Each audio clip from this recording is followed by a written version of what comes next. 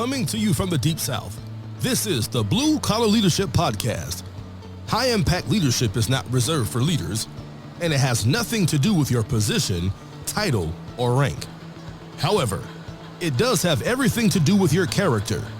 It's time to climb to the next level and beyond, personally and professionally. Now, let's start making it happen with your host, Max Story.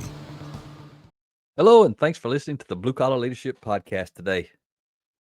Today, we made it up to Chapter 12, which is the second step at work.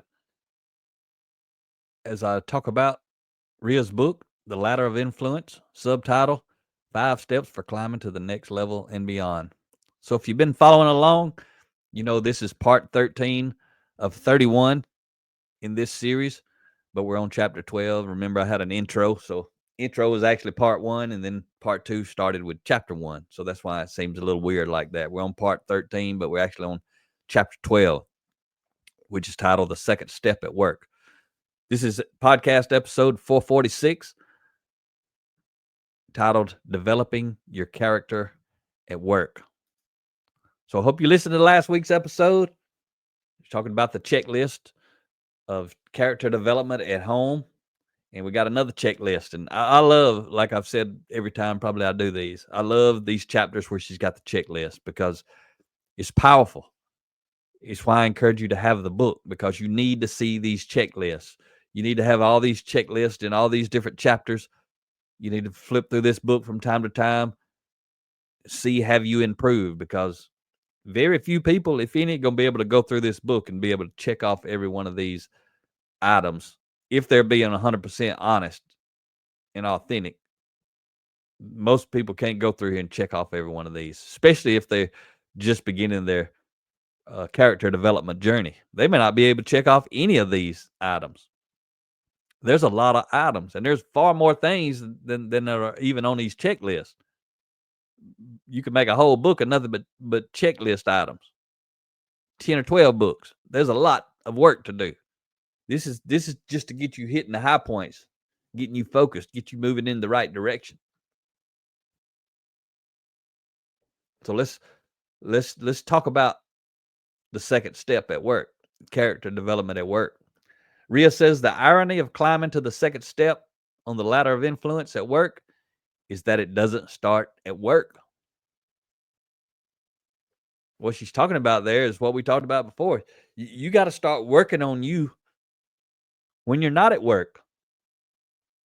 That's why she puts home before work each time in the book. The second step at home, second step at work. Most of the time, your company may not care nothing about character development. That may be something you care about, but the boss may not care nothing about it. If they don't care anything about it, they ain't going to be looking to see you reading a book at work. They ain't going to be wanting to pay you to be on the clock to be reading some kind of book or listening to a podcast. Some people have jobs where they can listen to a podcast while they work. So that's cool if you do.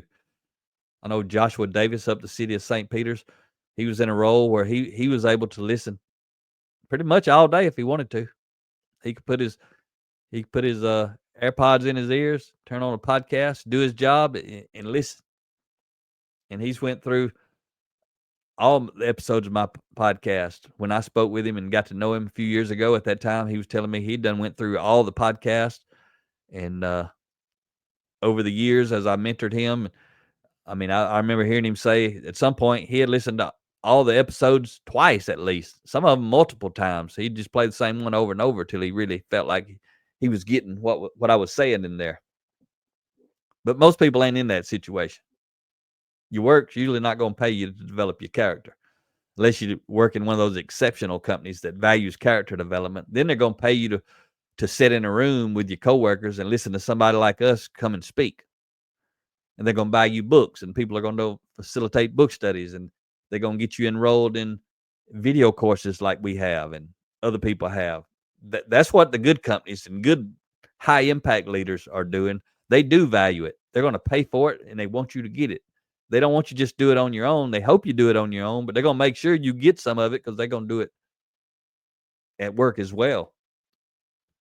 And I share a quote from this chapter from Jason Denham. I've been mentoring Jason pretty much since 2013. Been a while. Working on 12 years. And he says this right here. Never let your competency be higher than your character. And I know that's something he struggles with. He tells me he struggles with it when we talk. I struggle with it. Everybody's going to struggle with it. If you're a human being and you're going through life, what he's basically saying is don't let your competency be higher than your character. What he means is there's a lot of people out there that develop their competency, and they focus on developing their competency, and they get on the job training, or they get certificates, or they get degrees. However it is they develop their competency, they focus on competency development. So they develop a lot of competency, but they don't focus on character development. So their competency tends to be higher than their character. But it's your character that's going to maximize or minimize your competency. So you got to be focused on your character development. Some people get so competent, they start making a lot of money and they get pride and ego. They get too much pride and ego. They start having a nice life. They start having lots of money. They start doing all these things. They start feeling like they're special. So that competency that got them there, without character development, it can take them somewhere they don't want to be. Or they can walk all over people to get what it is they want. All different kind of ways this shows up in your life. The point is, that's a great quote from Jason. And I know he struggles with that and has been struggling with it. Anybody who's growing and going in life is going to be struggling with that. What he's saying is focus. Don't lose track of your character development. And that's what we all got to do. If you want to check out an episode with Jason, he actually was my first video interview on my Blue Collar Leadership YouTube channel under the Real People Getting Real Results playlist. He was actually number one. He's been on this audio podcast multiple times in the past. I forget all the episode numbers. There's one in the 170s. I can't remember. There's a 2 or 3 part series later, but I had him on the YouTube channel in the video format, and he's episode 1. You go check him out. But he's one of those leaders. He leads book studies at work. He does them during the week on the clock. He does them one weekend a month on a Saturday. Off the clock, everybody volunteers. He volunteers. He values this. What I'm trying to say, he's that kind of leader that values developing himself, and he values developing other people. So he's making sure it's happening at work. But Ria's, this book right here, it's assuming that you just value character development, and this particular chapter is on you figuring out how to develop your character at work.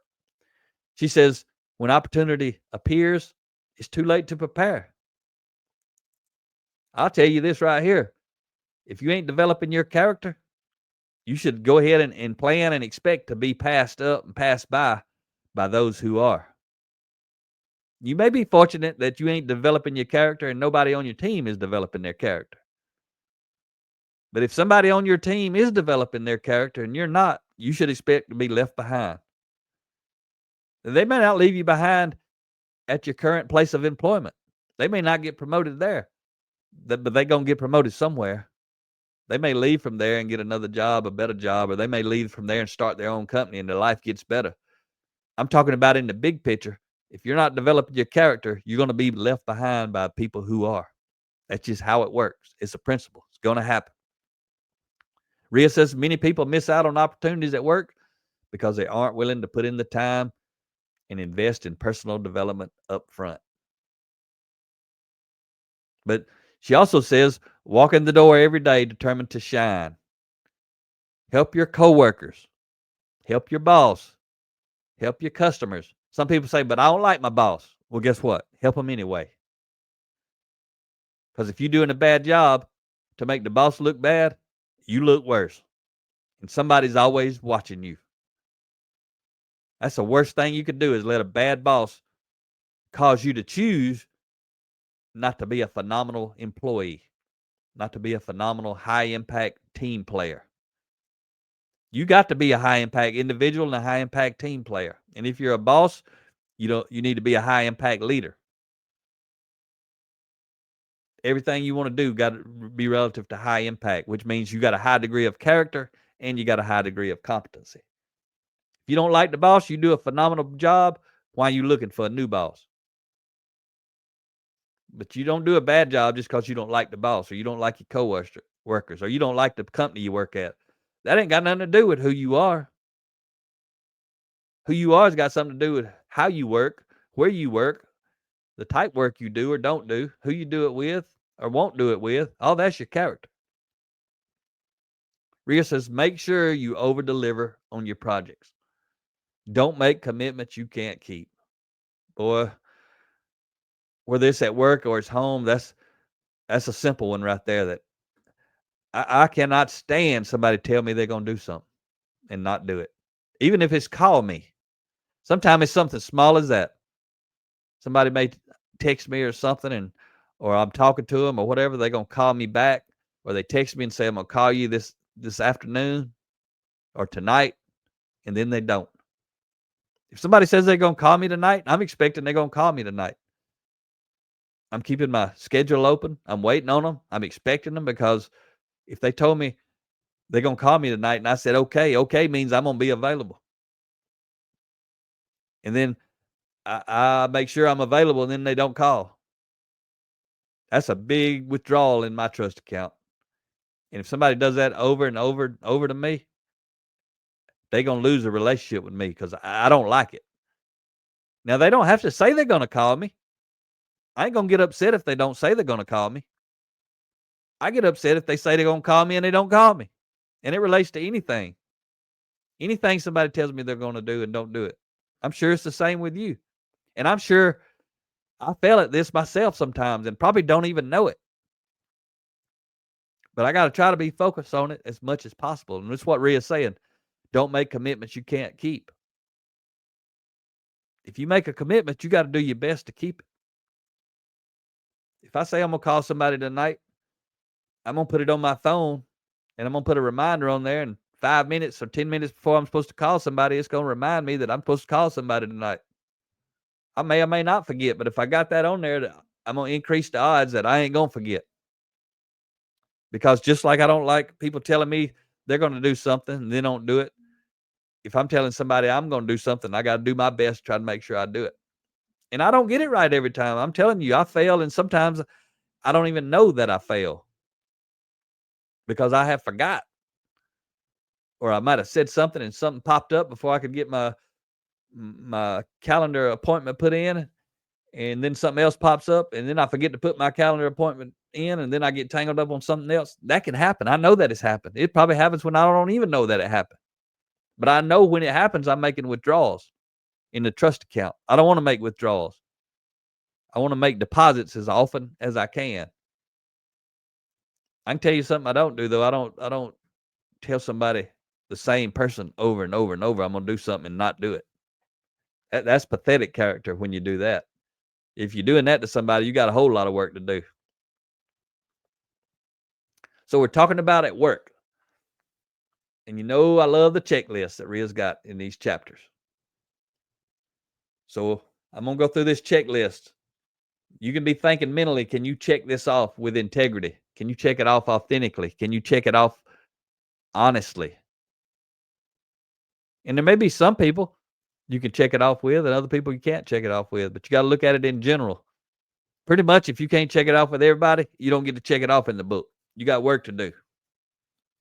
I got work to do. Everybody's got work to do. But as you're listening to this, you need to be looking in the mirror. Don't be thinking about me or somebody else you know. You need to be thinking about you. Can you check this off in your life? So Rhea says, make a habit of helping others solve problems, over-delivering in all areas, being the most valuable team player by making the most players valuable, and watch your influence soar as your relationships at work improve. You need to become this checklist that I'm about to help you with, that I'm sharing from Rhea. Rhea's about to help you with it. She just gave me permission to share it and talk about it here on my podcast. This is going to separate you from the pack. If it doesn't, it's because you got some character work to do on yourself, because you won't leave a bad company or a bad boss to go get in a better company or or work with a better boss, or start your own company. But most people who can check these things off the list, regardless of what kind of boss they have or what kind of company they work in, if they do these things, if you do these things, your life at work is going to get better. Even if you don't want to be there, it's going to get better, and you're going to get better. That's the number one thing. You're going to get better. You're going to have options in life you didn't have before. And one of them is to fire the boss, go find you a better boss in the same company or a different company, or to go start your own business. You decide. Let's go over these things on the list, these bullets. First bullet on the list: I maintain a file with all my professional development records. Ria's note: I keep a list of books read, training sessions attended, etc. And I'm prepared to talk about what I've learned from each. So basically she's saying, are you keeping a historical log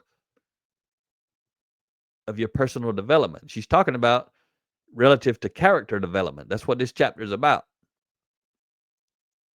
And I got a podcast I think I shared with you before. It's episode 26, I believe, where I talk about some of the stuff Ria's talking about right here. And what I'm talking about and what she's talking about is keeping this historical list and log of podcasts you've listened to. Not every episode necessarily, but it could be if it's only one or two, or if it's a podcast you listen to all the time, just list off the podcast. Any kind of development sessions you've attended, a list of books you read, who wrote them, the date you read them. Keep this stuff up. When you're trying to get that new position, or inside the company or outside the company, this thing should be an add-on to your resume and anything else they ask for, because it's going to separate you relative to character development. Any leaders looking at your stuff who truly values character development, when they see this attachment, they're going to get you in, talk to you. If you watched or listened to the episode recently, a few episodes back, when I interviewed Andy Garver with Pullman Services, he's a senior vice president in this construction company. He started out pumping gas at a gas station 30 years ago, and he climbed his way all the way up to senior vice president. Pretty cool interview. You may want to go back and check that out. I think it was episode 444 or 443, somewhere around in there. And I asked him about this. I said, has anybody ever applied for a job where you interviewed them throughout your 30-year career and you actually saw somebody with a list of these type personal growth and development books? He said no. I said, well, what if they did have something like this, and you were looking at their resume and their application, and they had an attachment of this type content? He said, oh, I'd want to talk to those people. And I've asked that question of a lot of leaders in these interviews, and they all say that, because these people I'm interviewing, they're all high impact individuals, high impact team players, high impact leaders. They understand what this means. And you may put it in your file and turn it in, and nobody cares. If they don't care and don't ask you about it, that's a big red flag. That if you're into this stuff and they don't care, you probably don't want to work there. You can go work there if you want to, but it probably ain't going to be a great environment unless you're able to motivate and influence and inspire people to get interested in this stuff. And you may be. It just depends. But you got to know, if you share this with somebody and they don't care, that means they don't care. And if you value this and they don't, you ought to understand what that means. Your values ain't going to be aligned with these folks. Second bullet on the list: when I attend a conference or training session, I intentionally take notes to share. Ria's note: I personally pay attention and share what I've learned with others on my team. That means if you go to a conference or a training session, that you take notes and share. A lot of people will go to a conference or a training or hear me and Ria speak and take notes, but how many of those people are going back, pulling out their notes, slowing down their team and saying, let me share with you what I learned the other day. I hate you guys couldn't be there, but let me tell you about what I got out of it. If you're not doing that, you can't check that box right there. You can't check that item on the list. The next bullet: I regularly add value to my peers at work. Ria's note: I go above and beyond when asked for help, or I offer to help before I'm asked. That's one way to add value to people. Help them when they need it, or help them before they even ask for help. Do you do that regularly? Or are you one of those people say, it ain't my job? And you may not say it literally, but your actions show that you don't think helping others is your job because you don't help others. A lot of times people won't help others at work because they want them to look bad. Well, if you're the kind of person that makes people want to look bad, a high impact leader who's watching you ain't interested in promoting you or paying you more. You got to understand what character development means to you. Every choice you make reveals your character to everyone on the outside who's watching. The next bullet, I volunteer for new projects and roles. Ria's note, I understand that having more experience makes me more valuable. Some people say, don't ever volunteer. Well, those people with low character. People with high character say, volunteer for new projects and roles, just like Ria said. That'll separate you from the pack. Because this is what I'm going to tell you right here. If you ain't volunteering for new projects and roles, you should expect to be left behind by those who are. That's a character trait. Those people who are volunteering for new projects and new roles within a company, they're hungry. They're hungry for growth. They're hungry to gain experience. They know experience makes them more valuable. If they want to raise, they need more experience because what they're already being paid for is their current experience. So if you want more money, you need more experience. The easiest way to do that is raise your hand. Volunteer for special projects, special roles. Take responsibility. The next item on this checklist, I look for ways to prevent problems from occurring. Ria's note, I'm always looking for solutions to existing problems or issues too. So you want to try to prevent problems from occurring, but if there is existing problems, you're looking for solutions. You fixing them, telling the boss, hey, I saw this problem, I fixed it. Or, hey, I got this problem. Here's 3 or 4 things I think we could do to fix it. Or at least one thing. Sometimes you got to have permission. If you got a bad boss, you can't just go fix some things. You got to ask permission. If you got a good boss, he probably expects you to go fix some things. You got to decide. All these things on this checklist are related to and reflect your character, good or bad. Next bullet on the list. I listen respectfully in meetings when someone else is talking. Ria's note, I listen first and share my thoughts second. Some people, though, they just want to be heard. They got to talk first. They got to talk over people. When other people are talking, they ain't even listening. The next item on this checklist, I don't attempt to take credit for things that went well. Ria's note, I prefer to give credit instead of taking credit. That's what high impact people do. They give credit to others because they're secure. Insecure people, they want to take credit from others. And it may be the boss. Sometimes the boss is the insecure person on the team that's trying to take credit from the team.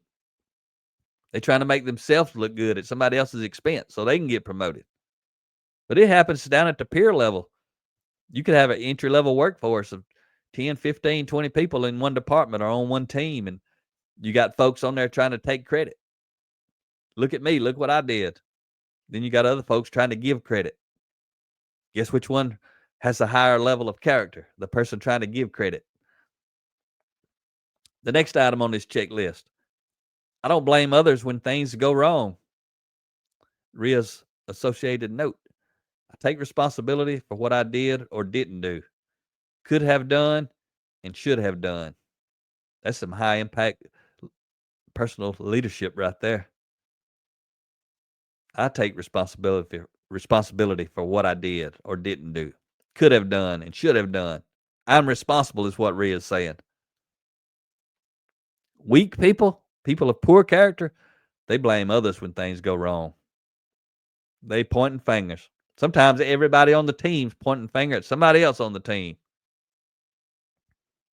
And then when the boss's boss finds out, the boss points the finger at his team or her team. They start playing the blame game. And blame is the most popular excuse, Myron Golden says, and I agree with him 100%. As soon as you blame others, it's an excuse. Because if you're a high impact leader, you know you're responsible at some level, at some degree, maybe totally. The next item on the checklist, I intentionally build good relationships with my team members. Intentionally being the key word. Ria's note, I know about their families, hobbies, or any celebrations or challenges they may have.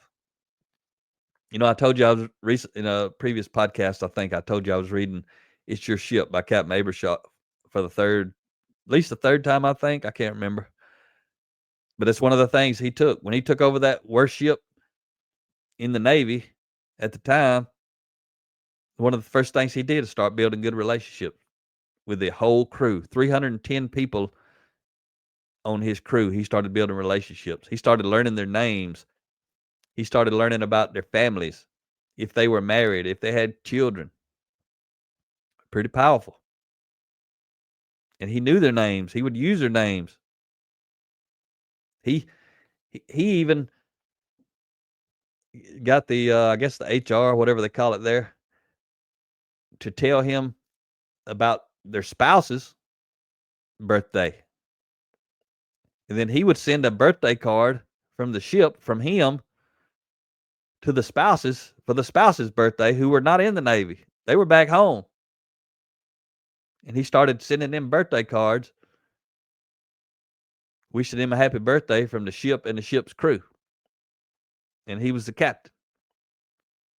Pretty powerful. He did a lot of things like that. The next item on this checklist. Most often, I focus on people first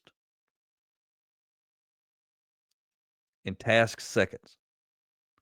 I connect with my team before going to work, Ria says. That's her note. And I forgot that last bullet. I'm going to share it again because I think I left off her note. I intentionally build good relationships with my team members. Ria's note was, I know about their families, hobbies, or any celebrations or challenges they may have. And that's why I shared that story about Captain Abershaw. This bullet, though, on the checklist, most often I focus on people first and tasks second. Ria's note, I connect with my team before going to work. I know I had a lot of leaders in my career. They couldn't check this bullet off right here. They never connected with us. They was focused on the work. If they were talking to us, it was about the work. They were never doing what Ria mentioned in that previous bullet. They didn't care about my family, my hobbies, celebrations, or challenges. All they cared about was the work, and was I doing it? Those leaders, I'm telling you, I don't know if they could check off anything in this list right here I'm going through. Character development at work, though. You want to get better at work, you make sure you can check off all these items. Actually, all the items in every one of these checklists. And I'm telling you, you ain't going to just decide to do it and do it. I mean, you can do it with a pen or pencil, but that don't mean nothing. Checking this box don't mean nothing. Being able to literally do what you're saying you can do, that means a lot. The last bullet on this list about mastering character development at work. This is the last bullet. I lead or participate in regular growth and development sessions at work. Ria's note, I attend or lead book study groups and or podcast discussion sessions. See, a lot of people can't check that. As soon as they can't check it, they blame somebody. Well, my company don't do this. Well, there's a bullet up there that says, I don't blame others when things go wrong.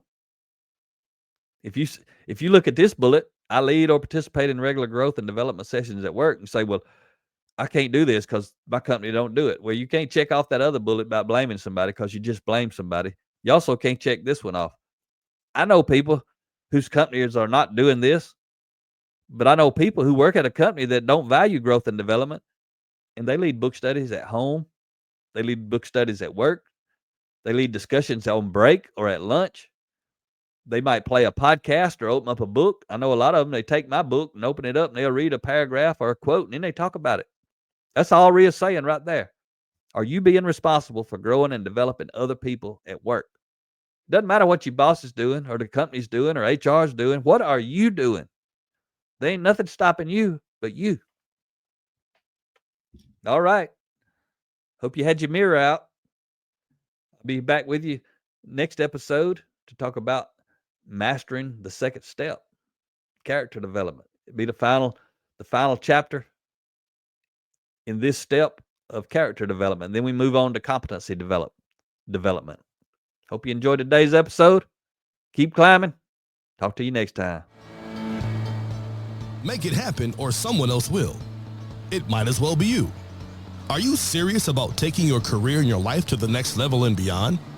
Check out Mac Story's Blue Collar Leadership series books and others, now available on audio, along with paperback and ebooks at Amazon and Audible. Please visit bluecollarleadership.com to learn about Mac's books, programs, special offers, and more.